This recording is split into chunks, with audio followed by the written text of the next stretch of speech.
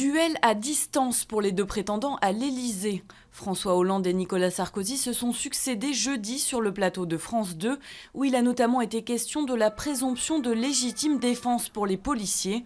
Côté sondage, les deux dernières enquêtes donnent le prétendant socialiste vainqueur, avec 54 voire 54,5% des voix.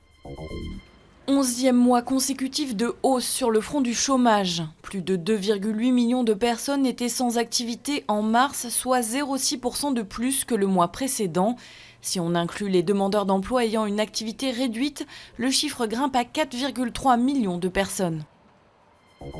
Chiffre encore pire en Espagne où le chômage atteint plus de 24%, un record depuis 1996.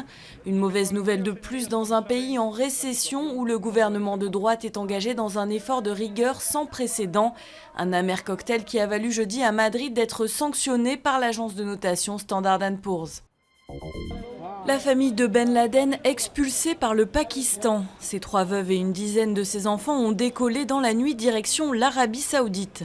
Un départ qui permet à Islamabad de tourner la mystérieuse page Ben Laden, près d'un an après la mort du chef d'Al-Qaïda, abattu par un raid des forces spéciales américaines dans le nord du pays.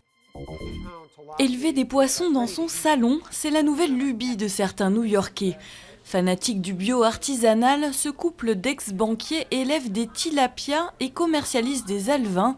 Selon ses promoteurs, la solution est économique mais aussi parfaitement écologique. L'eau usée est recyclée pour fertiliser les plantations.